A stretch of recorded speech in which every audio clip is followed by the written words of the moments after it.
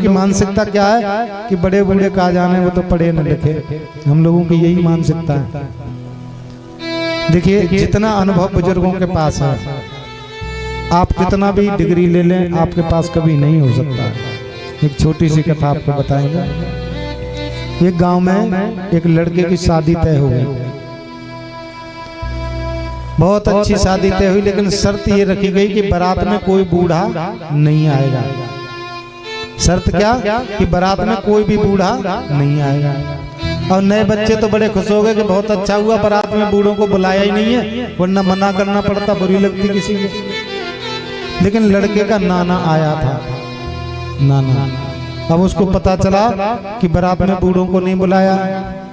बोले हम तो बारात में जरूर चलेंगे, हम तो बारात में जरूर जाएंगे। बोले ना ना, बूढ़ों को नहीं बुलाया। बोले ना ना, हम तो जरूर चलेंगे। अब लोगों ने सोचा कि बड़ा बूढ़ा आदमी है, इसका ज्यादा माने अगली साल जी पाए नहीं जी पाए, ले चले। सो पहले संदूक ले जाते थे सामान की, उस संदूक में उस बूढ़े को बिठा लिया, ऊपर से सामान रख दिया, ले गए। बारात पहुंच गई। लड़की वाले ने कहा कि जाओ देख करके आओ बारात में कोई बूढ़ा तो नहीं आया। दो चार लोग हमारे जैसे आए, देखा बारात में कोई बूढ़ा नहीं है। बहुत अच्छे से बारात चढ़ गई, भोजन होने लगा। लेकिन जब फेरों का समय आया तो फेरे पड़ने के लिए तैयार हुए, तो लड़की वाले के जो पिता था लड़की का, उसने कहा कि देखो हम फेरे तो डाल देंगे, लेकिन हमारी एक शर्त है। बोले शर्त बहुत रख रहे हो आप। बोले शर्त तो पूरी करनी पड़ेगी। बोले शर्त क्या है कि हमारे गांव के बगल में जो नदी बह रही है उसमें पानी की जगह दूध बहा दो तो फेरे पड़ेंगे, नहीं तो नहीं पड़ेंगे। हमारे गांव में जो नदी बहती है उसमें पानी की जगह दूध बहा दो। अब नए नए लड़के थे, खूब दिमाग लगाया, खूब बुद्धि लगाई, लेकिन पूरी रात निकल गई सोचते सोचते कि कैसे पानी निकालें, कहां से दूध, पूरी रात। बोले इम्पॉसिबल, असंभव, ये तो हो ही नहीं सकता है।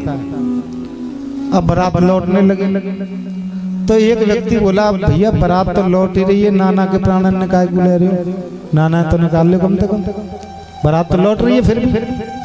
अब नाना को निकाल दिया। तो नाना ने कहा हो गई शादी, ब्याह हो गया? बोले नहीं। बोले क्यों? कि बारात लौट रही है। बोले काय को, बारात काय को लौट रही है? बोले लड़की वाले ने शर्त रख दी है कि इस नदी में अगर पानी की जगह दूध बहाए तो ही फेरे पड़ेंगे। नाना हंसने लगा, लोकल लोग, अरे कौन छोटी मोटी बातों पे बारात लौटे करें ऐसी नहीं। नए नए बच्चे थे, बोले हमने पूरा दिमाग लगा लिया, पूरी रात निकल गई सोचते सोचते, बिल्कुल असंभव है, इम्पॉसिबल, ऐसा हो ही नहीं सकता। बोले ये छोटी मोटी बातें, ऐसी बातों पर बारात नहीं लौटती हैं। बोले तो अच्छा क्या करें? कि बोले जाओ लड़की वाले से जा करके कहो कि नदी से पानी वो निकाल देंगे और दूध हम बहा देंगे। पानी नदी का वो खाली कर दें लड़की वाले, तो दूध हम बहा देंगे। और जब बात ये पहुंची लड़की वाले के पास, तो लड़की वाले ने कहा कि जाओ जा करके ढंग से देखो, बारात में जरूर कोई बूढ़ा आया है।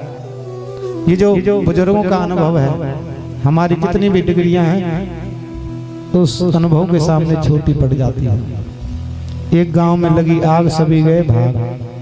आग लग गई, सब भाग गए, केवल दो रह गए, एक लंगड़ा और एक अंधा। लंगड़े पर चला नहीं जाए और अंधे को दिखाई नहीं दे। पूरा गांव खाली हो गया, केवल दो रह गए। अब दोनों परेशान, उससे चला नहीं जाए, पैर नहीं है, और दूसरे की आंख नहीं है, जिधर जाए उधर ही आग बढ़ रही है।